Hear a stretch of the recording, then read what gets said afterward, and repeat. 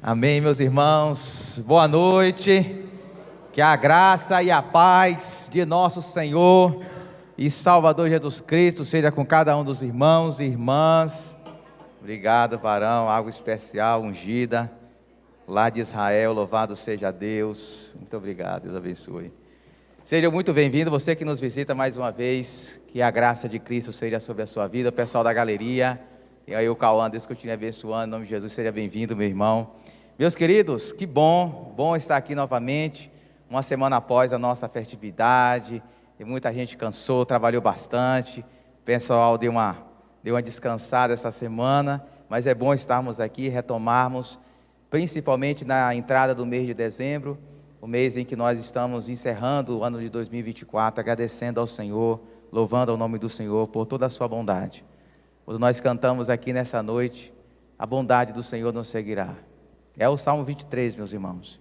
E a bondade do Senhor nos segue por sua graça, por sua misericórdia. E ai de nós se não fosse a bondade do Senhor nos perseguindo, nos seguindo a cada passo das nossas vidas. Amém? Eu quero dar um rápido aviso. Amanhã aqui na nossa igreja, essa semana na nossa igreja vai sediar o polo do curso de pregação, Pregue a Palavra. É um módulo de pregação bíblica que é realizado com alguns pastores aqui da cidade de Jequié e também da ilha de Boipeba. Quem conhece Boipeba? O pessoal vem do Paraíso, né? Boipeba, o pessoal vem, alguns pastores vêm, a Zana conhece lá, chegar tá, hein, Dai? Uma bênção, né? Boipeba é um paraíso. Vem alguns pastores de Boipeba para estar aqui com a gente, então vai ter gente daqui, vai ter gente de Boipeba, de Valença, para juntos estudarmos a palavra. E você que gosta, eu queria desafiar os homens, principalmente os homens que gostam da palavra, pode participar como ouvinte, você pode participar. Nós vamos começar na segunda noite, terça, manhã e tarde, quarta, manhã e tarde. Amém, Alain? Conto com você aqui também, um deles, né? Alain, Danilo, Bosco, quem quiser dos homens, quiser vir aqui, pastor Valdério, para ouvir, vai ser um curso abençoado. Então nossa igreja vai estar sediando, ore por esse curso. Amém? Abramos as nossas Bíblias na carta de Paulo aos Efésios. Estamos chegando à reta final da nossa exposição à carta aos Efésios, capítulo de número 6. Os versículos de número 1 ao versículo de número 4. Efésios capítulo de número 6, versículos de 1 a 4.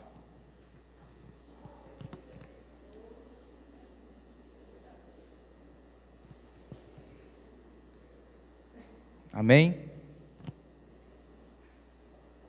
Vamos ouvir a palavra de Deus, como Cristo pode se revelar como Senhor na relação pais e filhos. Efésios capítulo de número 6, versos de 1 a 4, diz assim: Filhos, obedeçam a seus pais no Senhor, pois isto é justo. Honra teu pai e tua mãe, este é o primeiro mandamento com promessa, para que tudo te corra bem e tenhas longa vida sobre a terra. Pais, não irritem seus filhos, antes, criam-nos segundo o conselho, melhor, a instrução e o conselho do Senhor. Amém? Podeis se assentar em nome de Jesus. Meus amados, ao longo desses meses, nós temos trabalhado a carta de Paulo aos Efésios, uma carta extraordinária. E confesso aos irmãos que eu já havia lido a carta aos Efésios algumas vezes, mas acho que foi Bosco que comentou hoje pela manhã, toda vez que a gente lê as Escrituras novamente, Deus sempre traz algo de novo para nós. E eu confesso aos irmãos que eu tenho sido muito edificado, não somente na hora de preparar os sermões, mas antes de preparar o sermão, você tem que ler a carta, você tem que meditar na carta, você tem que orar a carta. E Deus tem falado muito no meu coração, e espero que Deus tenha falado ao seu coração também. E uma das coisas que nós aprendemos aqui da carta de Paulo aos Efésios, é que o apóstolo Paulo, escrevendo para aquela cidade da Ásia Menor, atual Turquia, Paulo tenta argumentar de que quando um homem ou uma mulher crê, entende o Evangelho e se rende ao Evangelho, Cristo passa a ser o Senhor da sua vida. Aqueles irmãos, até o apóstolo Paulo plantar a igreja ali em Éfeso, o Senhor da vida deles era o imperador. Até o dia que Paulo pregou o evangelho sozinho, como pioneiro ali naquela cidade, e plantou uma igreja ali. E diz a palavra do Senhor que quando Paulo prega o evangelho, aqueles homens ouvem, eles entendem e eles se rendem. E quando um homem ouve, entende e se rende ao evangelho, Cristo passa a ser o Senhor de sua vida. E nós temos percebido que quando Cristo é o Senhor, e Paulo destaca isso desde o capítulo 1, Deus o exaltando acima de tudo e de todos, colocando todo tipo de autoridade, de poder, de governo, de soberania, debaixo dos pés de Cristo. Quando nós entendemos de fato isso, meus irmãos, Paulo diz, olha, se você de fato entendeu o evangelho, se você de fato entendeu que Cristo está acima de tudo e de todos, então, isso inclui a sua vida. Isso inclui a maneira como você pensa. Isso inclui as suas finanças. Isso inclui o seu tempo. Isso inclui o seu casamento, conforme nós falamos no capítulo 5. E isso inclui a sua família. Isso inclui cada detalhe das nossas vidas, meus irmãos. Não existe esta história de Cristo ser Senhor de algumas facetas das nossas vidas, de algumas partes das nossas vidas, não. Ou Ele é Senhor de maneira integral, ou Ele não é Senhor de nada. Cristo precisa ser o Senhor de cada centímetro quadrado das nossas vidas, de tudo que temos, de tudo que somos, do nosso corpo, dos membros do nosso corpo, daquilo que nós possuímos, do nosso tempo, da nossa agenda. Ele é o Senhor. E Paulo agora adentra numa área muito importante das nossas vidas, que é a nossa família. Ele já havia começado a tratar sobre isso no capítulo 5, a partir do verso 22, quando Paulo fala sobre o casamento. E nós falamos na semana passada, que o apóstolo Paulo argumentou, que quando o senhorio de Cristo resulta numa relação conjugal com esposas, em respeitosa submissão, e maridos amando sacrificialmente a sua esposa. Quando de fato Cristo é o Senhor de um homem, de um marido, ou Cristo é o Senhor de fato de uma esposa, qual é a implicação disso?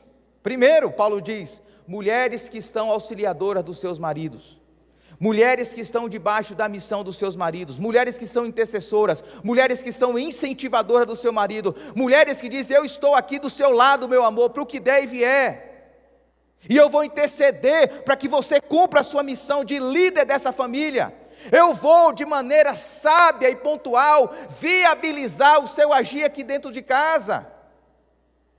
Quando homens entendem o evangelho, Paulo diz, vocês precisam amar a sua esposa, como Cristo ama a sua igreja.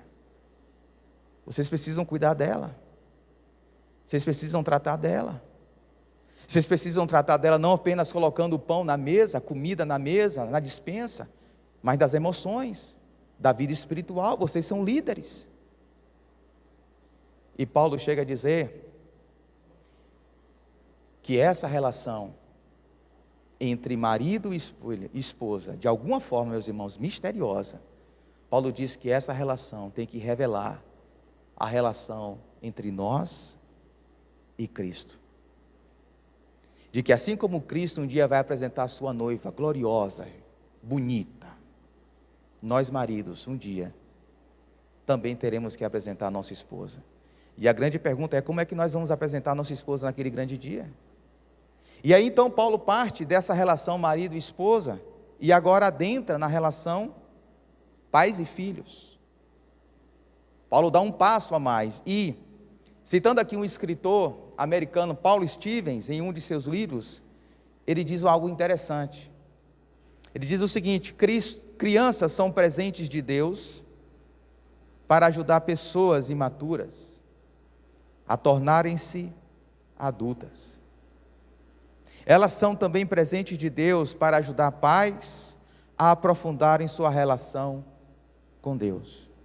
A Bíblia fala que os filhos são herança, é galardão, é um presente do Senhor para a vida de homens e mulheres.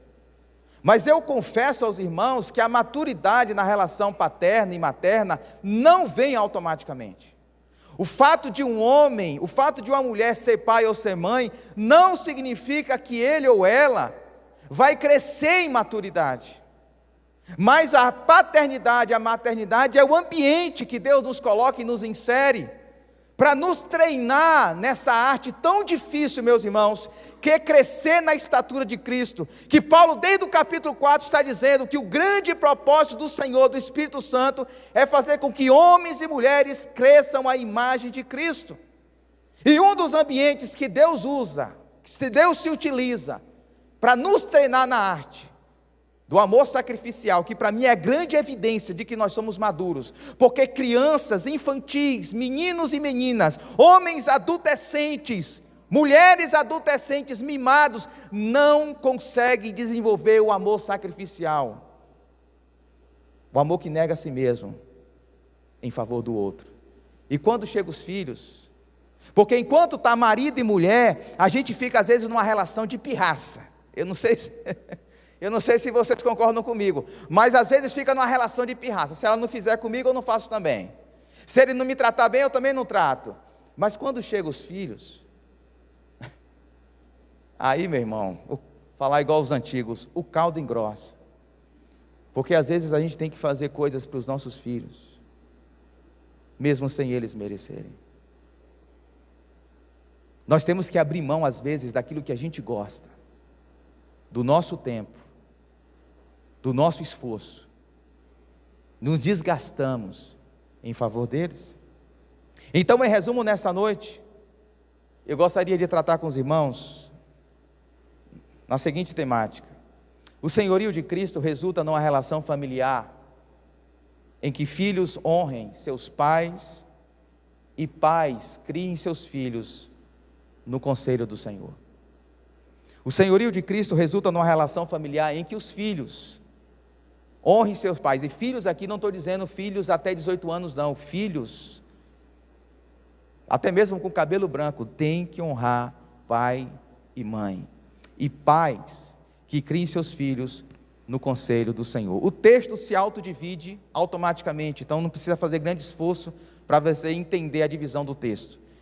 Do versículos 1 a 3, Paulo fala para o auditório os filhos, e o versículo 4, Paulo fala ao coração dos pais. Então, com sua Bíblia aberta, por gentileza, vamos ver dois princípios aqui da palavra de Deus. O primeiro lugar, filhos devem honrar seus pais como expressão de uma vida submissa ao senhorio de Jesus Cristo.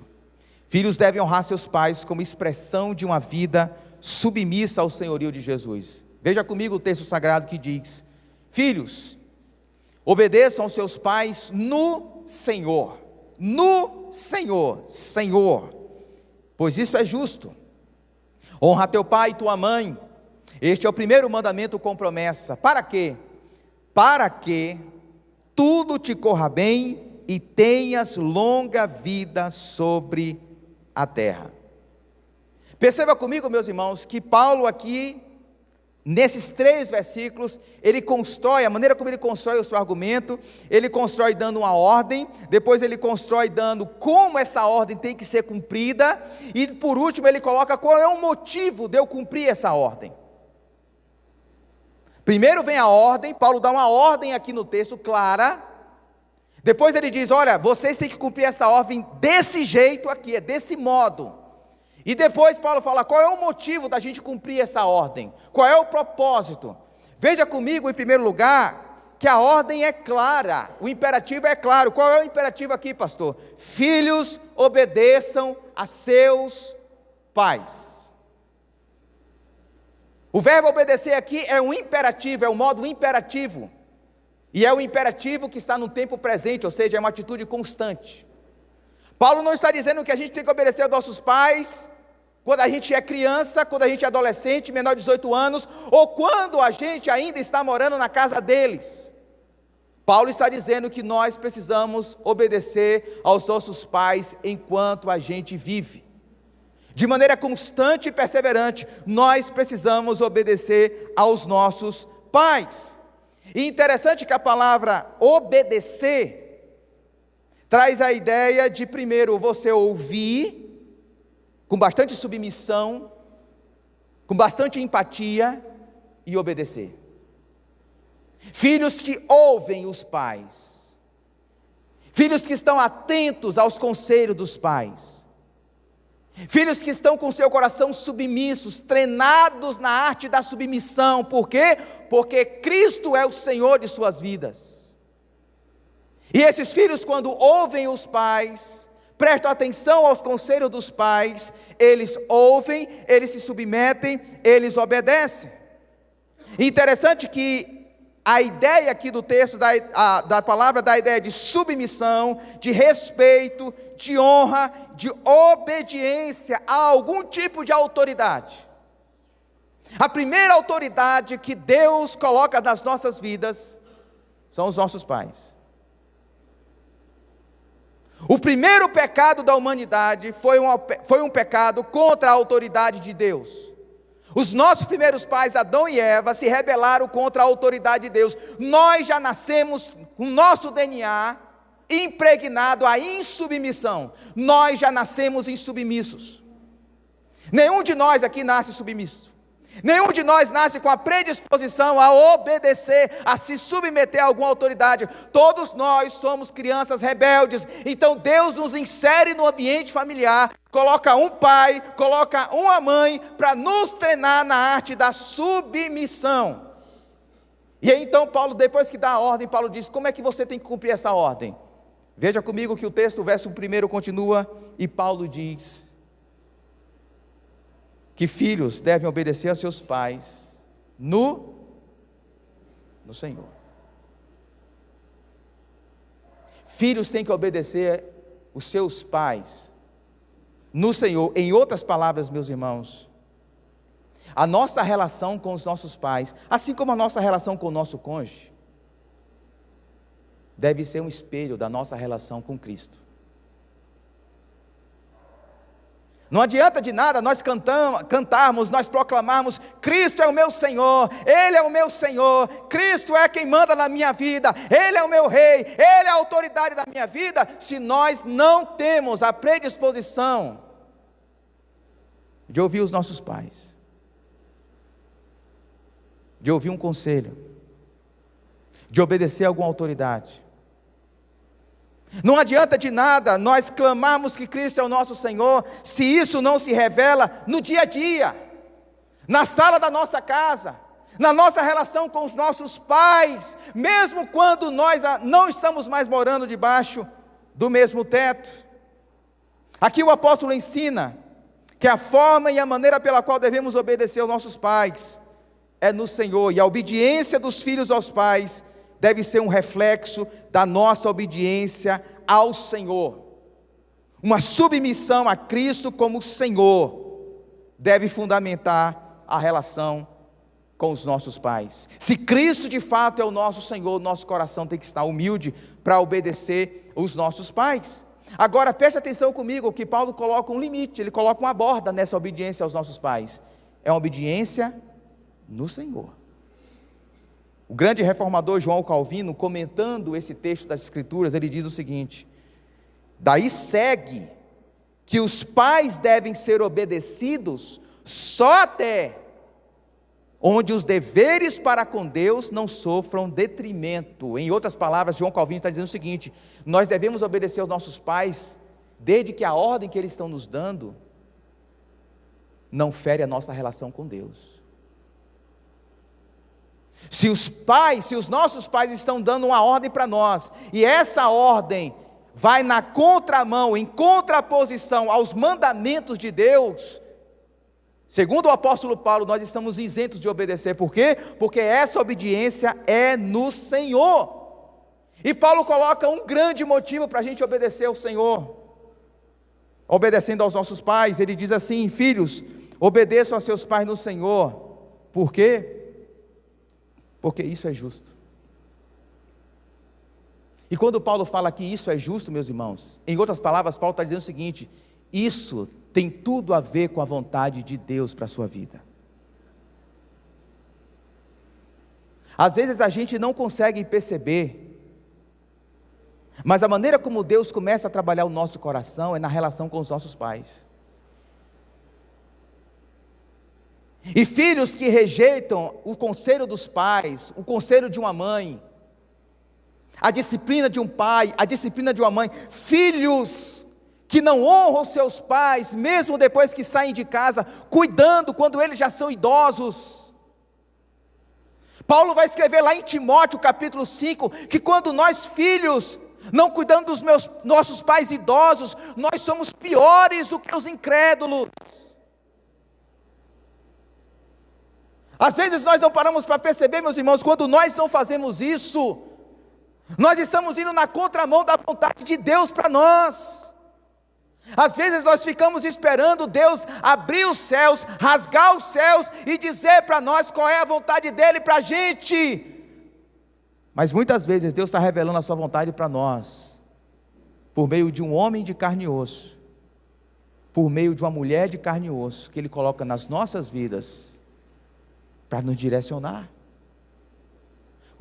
Veja comigo que, quando Paulo escreve, no mesmo período praticamente, Colossenses capítulo 3, 20, falando também para o público filhos, Paulo fala o seguinte: filhos, obedeçam aos seus pais em tudo,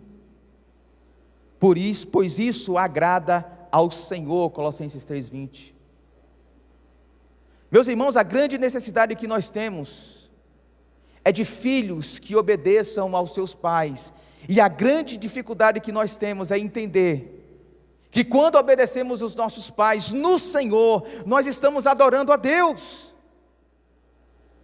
Nós não adoramos a Deus apenas quando nós cantamos aqui, nós adoramos a Deus no dia a dia, na urdidura da vida, no vai e vem da vida, quando nós ouvimos os nossos pais, os conselhos dos nossos pais, quando nós nos submetemos à orientação dos nossos pais, quando os nossos pais falam algo para nós, nos orientam, nos aconselham, cuidado com isso, porque eu já passei por essa estrada, eu já trafeguei por isso, eu consigo perceber os atalhos, eu consigo perceber os riscos. Tem muito filho que diz: não, os tempos são outros, deixa comigo pai, deixa comigo mãe. Eu particularmente, meus irmãos, Deus me livrou de grandes enrascadas da minha vida, simplesmente porque eu ouvi a minha mãe. Deus colocou 2 anjos na sua vida, e Ele colocou esses 2 anjos para que você obedeça, para que você honre, e dessa forma você cumpra a vontade de Deus. No entanto, qual é o fundamento disso tudo? Paulo dá um fundamento, ele cita um trecho de Êxodo capítulo 20, o 5º mandamento. Ele usa o 5º mandamento para fundamentar a sua ordem para os filhos. E eu não sei se você parou para perceber, desde o capítulo 4 de Efésios, Paulo vem trabalhando os mandamentos. Ele vai dizendo o seguinte: olha, se Cristo é o Senhor na sua vida, então você precisa cumprir os mandamentos com o poder de Cristo. O poder de Cristo que ele falou lá no capítulo 1, verso 19, o poder que fez com que Cristo ressuscitasse, Ele nos dá poder para viver a vontade dEle. Perceba comigo, no capítulo 4, verso 25, Paulo fala, por exemplo, da gente abandonar a mentira. Ele está falando do 9º mandamento. Se você olhar comigo, Efésios capítulo 4, verso 26, Paulo está falando do 6º mandamento. Ele fala: olha, não fiquem irados, não matem as pessoas no seu coração, não fiquem indignados. Efésios capítulo 4, verso 28, Paulo fala de outro mandamento. Ele fala do 8º mandamento, quando ele diz: não furte, não roube ninguém. E capítulo 5, verso 3 e 5, Paulo fala da cobiça, da ganância. Você não pode viver cobiçoso, ganancioso, de forma gananciosa. Ele está falando do 10º mandamento. Agora, no capítulo 6, ele trata do 5º mandamento. O 5º mandamento que diz: honra teu pai e a tua mãe. E Paulo diz: este é o 1º mandamento com promessa. E qual é a promessa que o 5º mandamento traz para nós? Qual é a promessa que Deus tem para filhos e filhas que vivem uma vida em obediência, em sensibilidade ao que o seu pai, ao que a sua mãe ensina, humildade para perceber, para entender e para se render, para que tudo te corra bem e tenhas longa vida sobre a terra.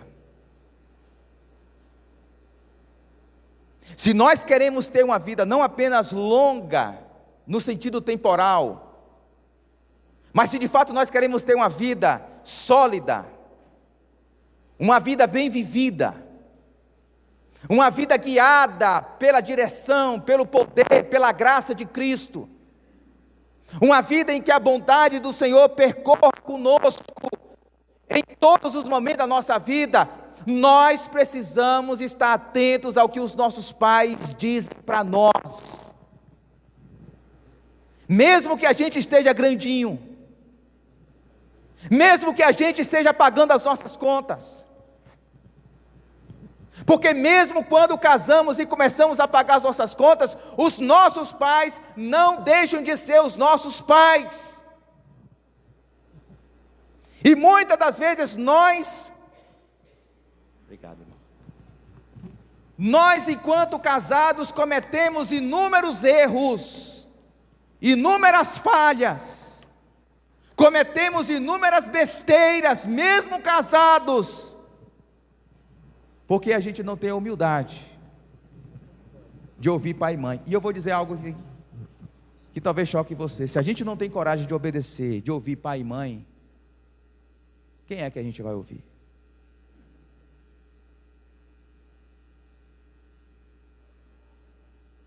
Se a gente não tem a humildade de sentar na mesa para ouvir o pai e a mãe, a gente não ouve mais ninguém.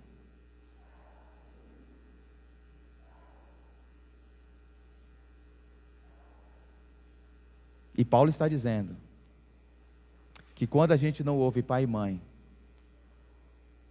a nossa vida pode até ser longa, temporalmente falando, mas não vai ser uma vida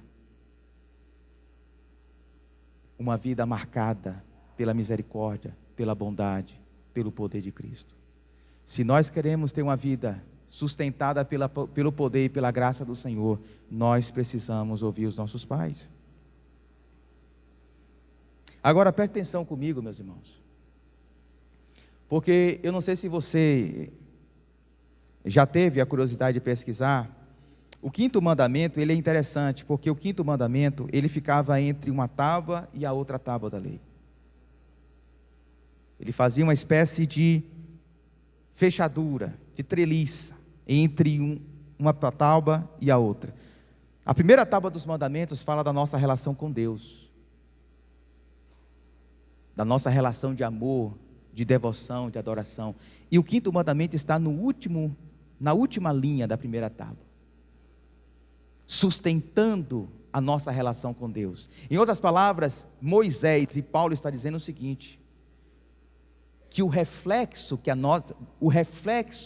de que a nossa relação com Deus é de fato uma relação de servo e senhor, é se nós obedecemos os nossos pais. Mas o quinto mandamento abre a segunda tábua da lei, que é a tábua que fala da relação com o próximo. Em outras palavras, Paulo está dizendo, juntamente com Moisés, que filhos que honram pai e mães, dificilmente serão filhos que vão roubar, que vão agir com violência, que vão difamar a honra dos outros, que não respeitarão autoridades. Filhos que honram pai e mãe respeitam professores, respeitam supervisores, respeitam gerentes, respeitam diretores, respeitam pastores, respeitam autoridades públicas. Meus irmãos, falando seriamente aqui, nós vivemos numa geração de extrema violência. Os professores aqui presentes sabem muito bem do que eu estou dizendo. Um dos grandes desafios da nossa geração, da geração milênio de 2000 para cá, é a relação de autoridade. Alunos que não respeitam mais professores. Na época, quem nasceu na década de 80, né? A maioria aqui, eu espero, de 80 para trás, quando um professor entrava na sala de aula, tinha um respeito. Quando você estava diante de autoridade pública, havia um respeito. Diante de um pastor, havia um respeito. As pessoas tinham a predisposição de respeitar, de entender, de honrar as autoridades. Agora olha a bagunça que nós estamos vivendo. A grande pergunta é, a fonte de tudo isso é aonde, irmãos? Aonde é que os nossos filhos vão aprender a honrar as autoridades? É aonde? É na igreja? É na escola? Aonde é que os nossos filhos vão ser treinados a perceber que eles não são a última bolacha do pacote? Eles têm que entender que existem pessoas que estão acima, devem ter uma relação de submissão. Aonde é que eles vão entender isso? Se nós vivemos uma geração, desculpe a generalização, de pais frouxos.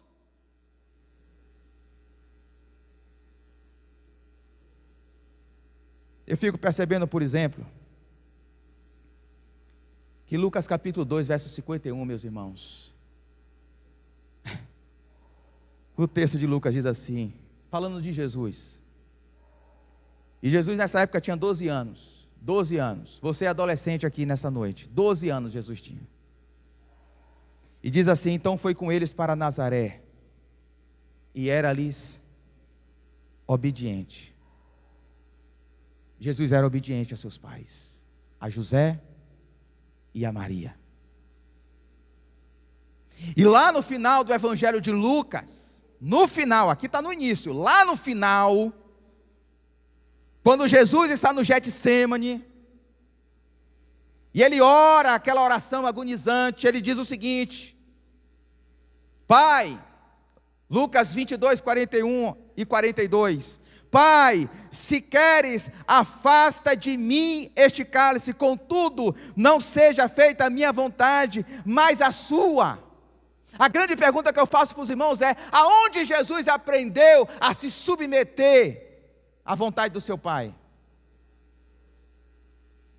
Porque às vezes a gente pensa só Jesus como divino, né? A gente esquece que Jesus é humano. A gente esquece que Jesus não nasceu sabendo andar, não nasceu sabendo falar. Aonde foi que Jesus aprendeu a se submeter à vontade do seu Pai? Na sala de estar com um José e com uma Maria. Não foram José e Maria, no início do Evangelho, que se submeteram à vontade de Deus, abrindo mão até mesmo de interesses pessoais, não foram eles? Deus colocou Jesus numa família de pais piedosos, de pais que se submetem à vontade de Deus, e eles foram os instrumentos do Senhor para treinar Jesus na arte da submissão. E diz o texto sagrado, Lucas 2,52, que quando Jesus, submetendo-se à vontade do seu pai José e da sua mãe Maria, o texto diz, Jesus ia crescendo em sabedoria, estatura e graça.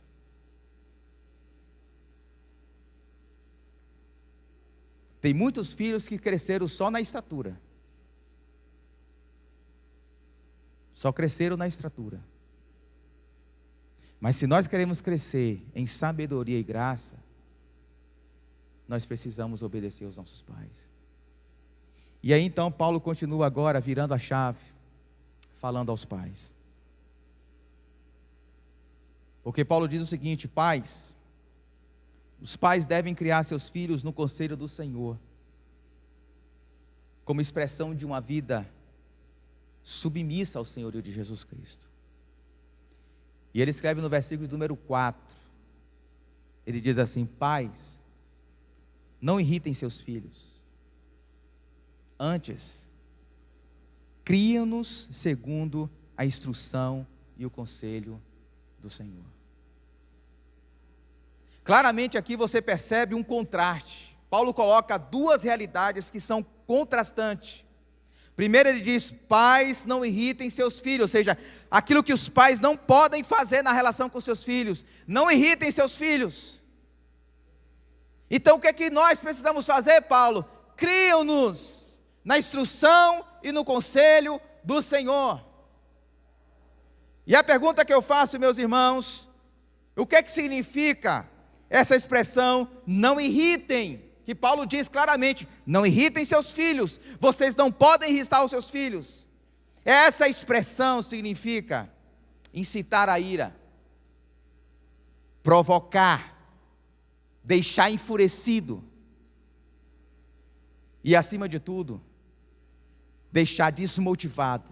É o enfurecimento que deixa os filhos desmotivados. Pais, não irritem seus filhos. Colossenses capítulo 3, verso 21. Para que eles não se desanimem. Paulo está dizendo, meus irmãos, que quando pais e mães irritam seus filhos, provocam a ira dos seus filhos, nós estamos os desanimando, deixando abatidos, quebrantados. E quando é que pais e mães irritam seus filhos? Eu elenquei aqui algumas situações. Por exemplo, quando pais e mães são opressivos ou permissivos demais. Pais que são muito opressivos. Pais que prendem muito os seus filhos, não dá espaço para a liberdade, não dá espaço para a expressão dos seus filhos, eles irritam.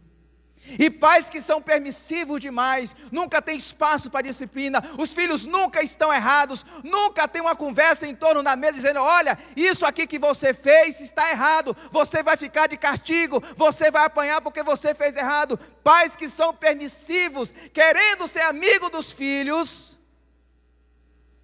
são permissivos demais, e isso vai irritá-los, isso vai desanimá-los. Segundo, excesso de proteção ou favoritismo. Pais que gostam ou favorecem um filho em detrimento do outro. Vocês se lembram de uma família que sofreu desse mal?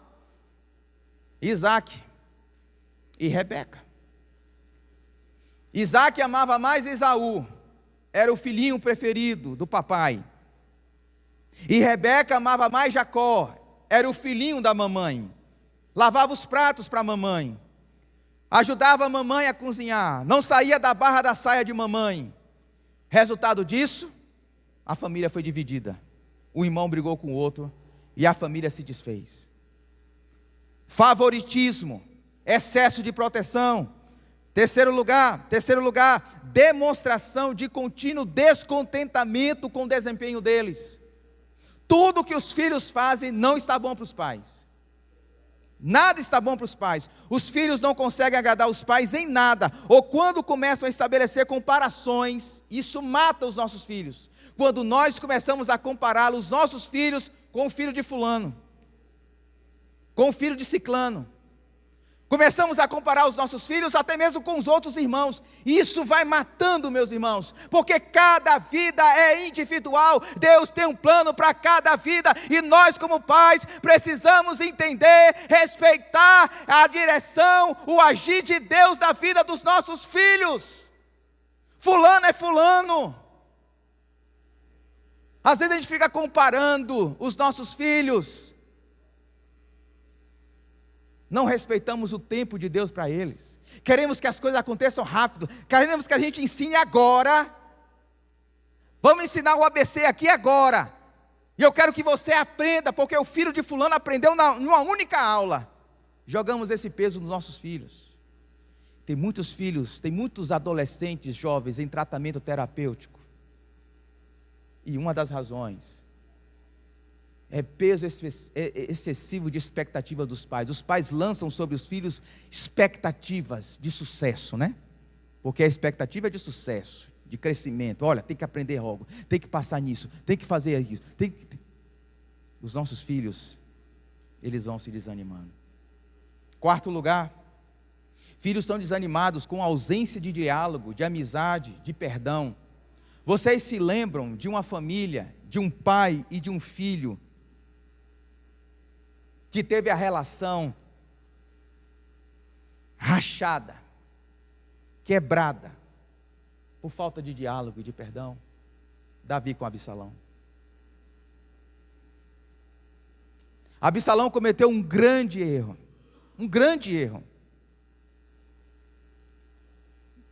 Mas ele pediu o pai para voltar. E o pai disse para ele: olha, você pode voltar, mas eu não quero ver a sua cara.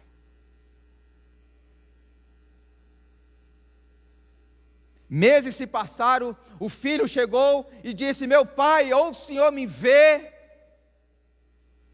ou eu prefiro morrer. E o pai não perdoou. Um homem segundo o coração de Deus comete seus falhas. Davi não perdoou seu filho. Resultado: Absalão se levanta contra o pai, usurpa o trono do pai e quer acabar com a vida do pai. Meus irmãos, quantas vezes pais e filhos vivem uma relação tumultuada porque não tem perdão?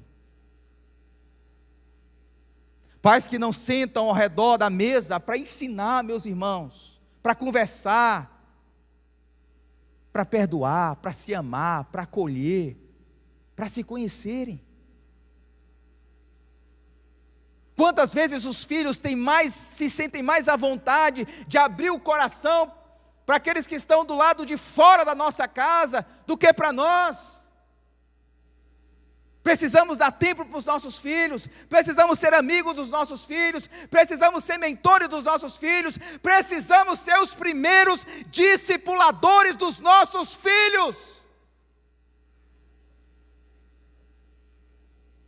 Não apenas com palavras, mas com a vida, mostrando para eles que Deus colocou na vida deles um homem e uma mulher falhos. Quando nós falharmos, quando nós pecarmos, peçamos perdão para eles, tenhamos coragem, abramos mão do orgulho que tantas vezes assalta o nosso coração, e diga: vem cá meu filho, eu quero te pedir perdão, me abraça, me beija, papai te ama, mamãe te ama, larga de orgulho besta, porque isso vai degringolando, arrebentando a nossa família, meus irmãos, como aconteceu infelizmente na vida de Davi e Absalão. E Absalão morreu tragicamente. E aí depois que Absalão morreu, Davi se lança em pranto. É tarde demais. Tarde demais. E por último, e eu acho que isso é um dos fortes motivos que irritam os nossos filhos: a ausência de consistência entre palavras e obras. A ausência de consistência entre palavras e obras. Em outras palavras, aquilo que eu ensino para o meu filho, eu não vivo. E se tem pessoas que nos observam e que nos conhecem, são os nossos filhos. Duas situações aqui. A primeira é bem complicada. Eu não vou dizer que todos os casos são por conta disso, de inconsistência entre vida e palavras. Não vou dizer, eu quero deixar isso bem claro. Existem outras variáveis. Mas muitas das vezes, filhos crescem rejeitando o sexo oposto. Filhos crescem rejeitando o sexo oposto, em virtude do maltratamento dos pais entre si. Ou demonstram rejeição ao casamento, porque vê como o pai trata sua mãe e como a mãe trata o seu pai. Quantos adolescentes e jovens já crescem interessados no sexo oposto, porque não querem uma relação hétero, como vê na sua casa? Ou crescem rejeitando o casamento: não quero casar, eu quero a minha profissão, a minha independência, porque eu sei o que a minha mãe passa. E pasmem, filhos de crentes. Cadê irmão Rômulo? Irmão Rômulo está meio dormindo. Acorda, Jesus, em nome de Cristo. Ô Jesus, eu falei que esses bancos iam dar problema. Eu falei: não compre esses bancos, pelo amor de Deus. Eu falei: não compra. Compraram, fizeram, né? Questão de comprar. Eu falei: vai dar problema, não vai prestar atenção mais. Citei o irmão Rômulo porque estive no irmão Rômulo pregando no presídio. O irmão Rômulo é professor lá. E eu fiz um rápido levantamento entre as pessoas que estavam ali, a grande maioria, meus irmãos. Eu fui perguntando o nome, como é seu nome? A maioria bíblico. Maioria bíblica. Meus pais são crentes. Eu vim de um lar de crente. E estão lá. Estão lá. Segunda situação. Filhos que crescem, preste bem atenção, filhos que crescem banalizando o espaço público da igreja. Muitas vezes, filhos crescem banalizando o espaço público da igreja. Os momentos de compartilhamento da palavra e da oração. Em virtude de ver os pais banalizando esses momentos. Eu não estou dizendo que essa é a única causa. Existem outras variáveis, repito. Mas muitas das vezes, os nossos filhos veem a gente banalizando esses momentos aqui. Os nossos filhos veem que a gente fala assim, não, deixa eu ver aqui a minha agenda final de semana, não tem aniversário, tentei combinar para ir na prainha, não deu certo, não tem nenhuma viagem, tem algum casamento aí para a gente ir? Não, então vamos para a igreja. Os nossos filhos sabem disso.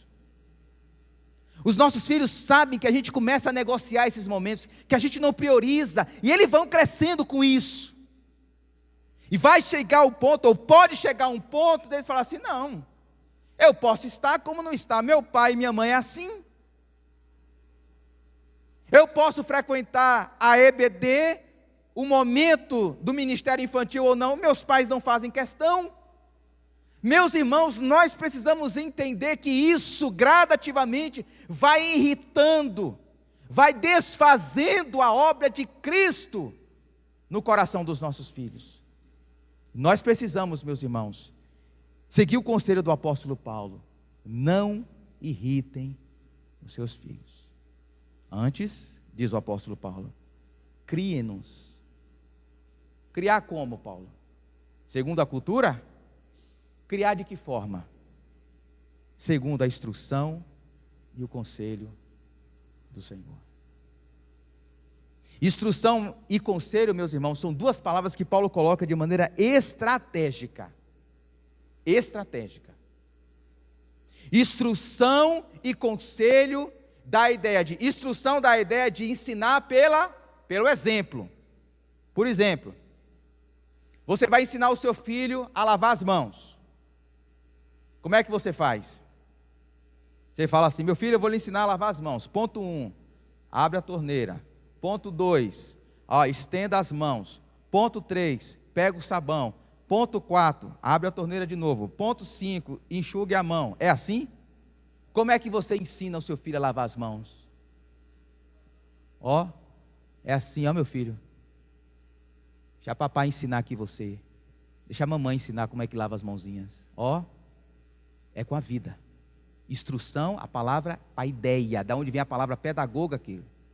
Pedagogia, vem de paideia. É ensinar pela vida, pelo exemplo. E a outra palavra é conselho, que é a ideia de ensino, palavras. Em outras palavras, Paulo está dizendo, olha, nós precisamos instruir os nossos filhos, criar os nossos filhos na instrução do Senhor, no conselho do Senhor, com a vida e com palavras, e essa ordem tem que ser respeitada, meus irmãos. Primeiro vem a vida, depois vem as palavras. Primeiro vem o exemplo, depois vem o discurso. Primeiro a gente mostra para eles como é ter uma vida com Cristo, como é que é uma vida debaixo do senhorio de Cristo, como é uma vida de discípulo de Cristo. Depois a gente ensina para eles as doutrinas do Evangelho, meus queridos. Nós precisamos nessa geração que o Espírito Santo de Deus encha a mim, a você, a cada um de nós, a cumprir a nossa missão enquanto pais, enquanto mães, enquanto avós, de ensinar os nossos filhos, os nossos netos, as próximas gerações, primeiro a ser um discípulo de Cristo com a vida, porque a vida fala mais alto do que palavras. A vida fala mais alto do que discurso. E os nossos filhos sabem quando a gente está mentindo. Nossos filhos sabem. E eu fecho citando mais uma vez Lucas 2,52. Porque o texto diz que Jesus ia crescendo em sabedoria, estatura e graça diante de Deus e dos homens. A grande pergunta que eu faço para nós nessa noite é: por meio de quem o Pai estava fazendo com que Jesus crescesse em sabedoria, estatura e graça? Porque quando a gente lê esse texto aqui, qual é a interpretação que a gente tem logo de imediato? Ok, o Pai estava agindo na vida do Filho, dando sabedoria e graça. Amém, correto. A grande pergunta é: mas o Pai estava usando quem? Quem foi que Deus estava usando? Deus está trabalhando na vida dos nossos filhos, sim ou não? Ele está trabalhando. Ele está trabalhando de maneira diferente, mas Ele está trabalhando. E quem é que Deus quer usar e está usando? Somos nós.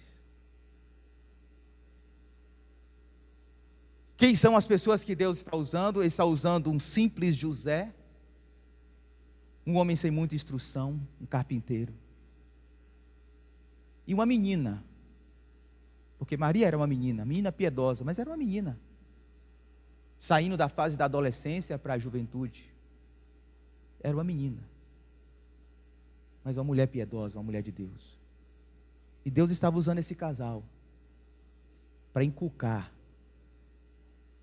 na mente infantil de Jesus o que é ter uma vida marcada pela sabedoria e pela graça de Deus. Não é errado a gente se preocupar com a formação acadêmica dos nossos filhos, não é errado. Não é errado, não. A tendência é que a gente ofereça aos nossos filhos aquilo que a gente não teve. A tendência é essa. À medida que os anos avancem, a gente dá para os nossos filhos oportunidades que nós não tivemos lá atrás. Mas eu penso que, em primeiro lugar, e acima de tudo, a grande obra que Deus quer fazer no nosso intermédio, na relação com os nossos filhos, é torná-lo meninos e meninas, sábios e cheios da graça do Senhor. E quem que Ele vai usar? Quem é que você acha?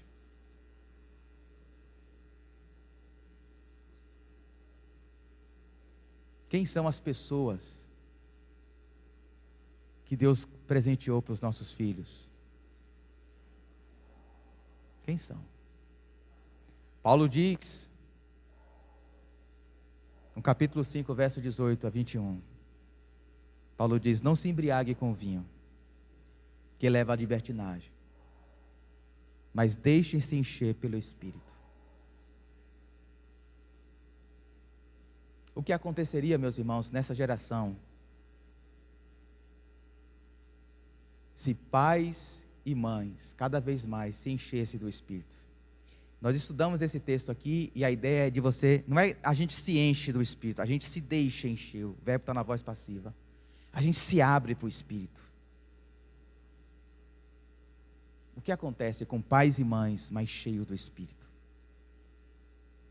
Paulo escreve no verso 21. Ele diz: sujeitem-se uns aos outros por temor a Cristo. Em outras palavras, maridos cheios do Espírito Santo se submetem à sua esposa. Mulheres cheias do Espírito Santo se submetem ao seu marido. Pais cheios do Espírito se submetem aos seus filhos. E filhos cheios do Espírito se submetem aos seus pais. Vamos orar?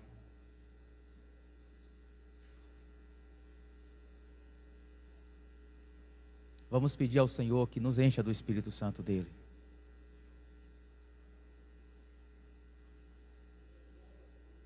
que nos dê esse poder para cumprir essa missão tão árdua, tão difícil, que é criar filhos, meus irmãos. E se tem uma luta que a gente não pode desistir jamais, é pela nossa família. Não existe nada, nem ninguém mais importante do que a nossa família.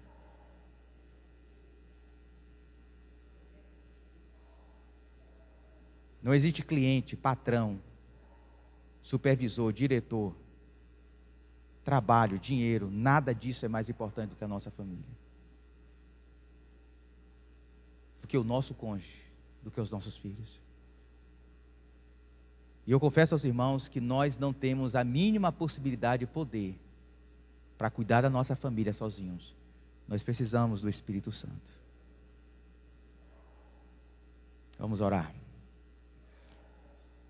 Glorioso Deus, eterno Pai que estás nos céus, agora, no trono do universo.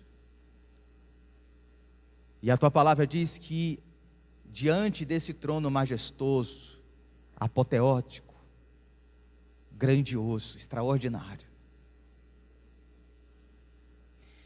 milhares e milhares de anjos cantam diante de ti que tu és santo, que tu és todo-poderoso, que tu és sábio, que tu és inteligente, onisciente, conhece todas as coisas. É o Deus que é a própria sabedoria. A sabedoria faz parte de quem tu és, da tua natureza. De que tu és onipotente, tem todo o poder e a capacidade, Senhor, para cumprir na história os teus propósitos. E eles cantam a tua onipresença, de que a todo momento, todo caminho que nós estejamos, o Senhor está conosco. Não existe um milésimo de segundo de que o Senhor não esteja conosco. O Senhor está conosco em todos os lugares. O Senhor está conosco em nossa casa, em nosso lar, no recôndito da nossa casa, o Senhor está lá, Senhor. Nós queremos declarar que a nossa casa, a nossa família pertence ao Senhor, não pertence a nós mesmos. Nós queremos declarar, nós queremos renovar essa confissão de que Tu és o Senhor das nossas famílias, de que Tu és Cristo, nosso Redentor, nosso Salvador. Naquela cruz levou sobre si os nossos pecados, as nossas transgressões, expiou completamente os nossos erros, as nossas falhas, para se tornar Senhor nosso. O Senhor nos comprou por um alto e precioso preço de sangue, e nós somos Teus.